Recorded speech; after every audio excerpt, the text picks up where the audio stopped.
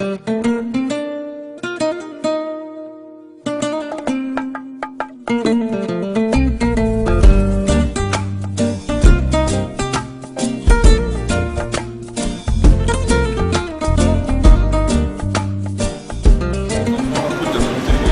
à tous. Les traités transatlantiques. Un sujet dont on ne parle pas beaucoup et qui nous concerne à tous. Nous avons donc demandé à M. Kern, professeur à la faculté des sciences économiques et prof chargé du cours d'intégration européenne, d'approfondir ces sujets dans le but d'éclaircir les enjeux autour du traité. Je vous invite à voir ce qu'il nous a dit. Alors je dirais que dans un premier temps, sur cette question, c'est quand même l'ampleur que représente, c'est quand même les deux plus grandes puissances commerciales dans le monde. Et il y avait donc un article dans Le Monde, de cette fois, c'est le cas de le dire, le 11 février, où il rappelle qu'on est passé en 2000 de 387 milliards à 2012, 650 milliards pour les échanges entre les États-Unis, échanges commerciaux entre les États-Unis et l'Union européenne, donc pratiquement un doublement en 12 ans. Et ça représente quand même 25% des exportations mondiales, 30% des importations et quelques 57% des stocks d'investissement. Donc c'est vraiment une rencontre entre les deux mastodontes de l'économie mondiale. On parle beaucoup des BRICS, des pays émergents, mais pour l'instant, en termes de puissance commerciale, ce reste les États-Unis, d'abord l'Union européenne d'ailleurs, et ensuite les États-Unis comme puissance commerciale. Je dirais que ce qui est le plus étonnant, c'est que vu l'ampleur du sujet, vu les enjeux que ça représente, eh bien, en fin de compte, pour l'instant, on en parle très peu. On a l'impression que c'est un projet qui se passe en coulisses et que les informations sont difficiles à trouver. D'ailleurs, vous m'avez dit que c'est une des raisons pour lesquelles vous me posiez la question. Vous avez essayé de trouver sur le net et les informations sont quand même vraiment limitées. Donc, première chose un peu dommage, c'est que pour l'instant, ces négociations se font dans l'opacité, et surtout que dans ces négociations, pour la première fois aussi, les groupes industriels et des lobbies industriels sont très impliqués. Et on voudrait quand même bien savoir, en tant que citoyen, jusqu'où les lobbies industriels sont associés aux discussions. Donc, première remarque.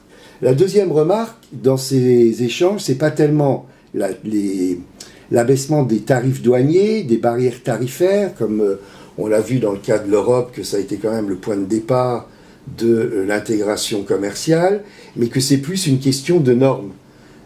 Donc, barrières tarifaires d'un côté, mais la volonté de libéraliser les échanges, c'est surtout d'arriver à harmoniser les normes qui sont présentes sur les deux marchés.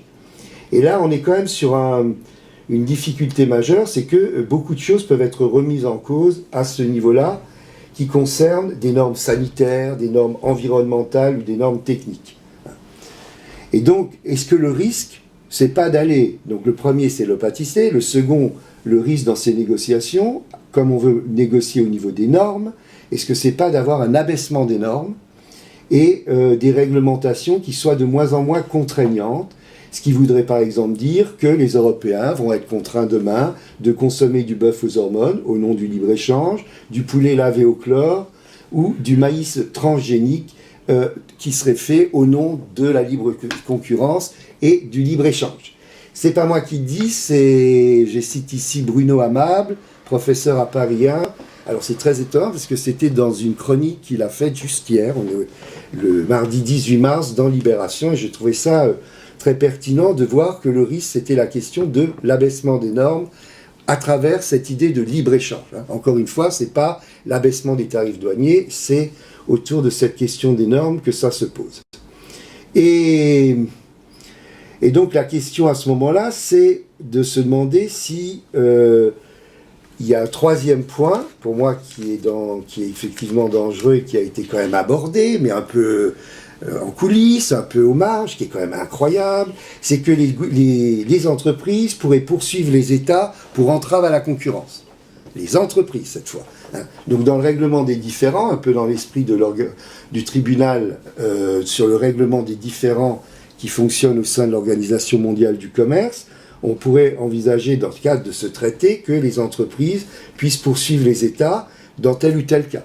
Prenons l'exemple en ce moment sur le débat controversé des OGM, des gaz de schiste, etc., des législations nationales, que des États pourraient être attaqués sur ces questions.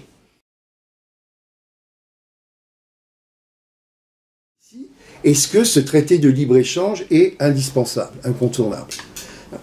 Et là, j'ai un peu l'impression, mais c'est un avis personnel pour l'instant, d'une sorte, quand j'ai découvert la mise en place ou la volonté d'un grand marché transatlantique, de dire on a déjà du mal à faire fonctionner le grand marché intérieur européen, on est déjà sur des questions très délicates pour savoir jusqu'où on doit justement accepter un certain nombre de normes sur le marché européen de fonctionnement, et si c'est pas, encore une fois, une fuite en avant. Je vous l'avais dit, on est passé du marché commun au marché unique, on est aujourd'hui sur un marché à 28, on se demande si ce marché, et si plus largement l'Europe, n'est pas en train de n'être qu'une simple zone de libre-échange. Bien sûr, elle est plus que ça, et je l'espère, mais si, à travers ce marché transatlantique, on ne va pas vers une zone de libre-échange qui va diluer encore davantage le projet européen en termes de projet fédéral, en termes de projet politique.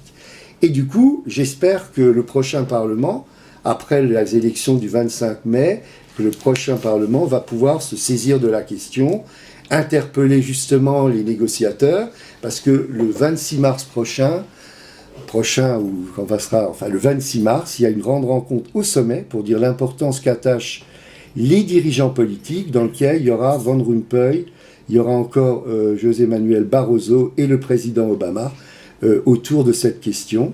Et j'espère, moi, que ce soit le Parlement qui pourra en débattre, saisir l'opinion et les citoyens, et en même temps interpeller nos négociateurs sur un certain nombre de points que j'ai soulevés et qui risquent aussi de toucher le mode de vie des Européens, en particulier sur les questions des normes, aussi bien environnementales que alimentaires.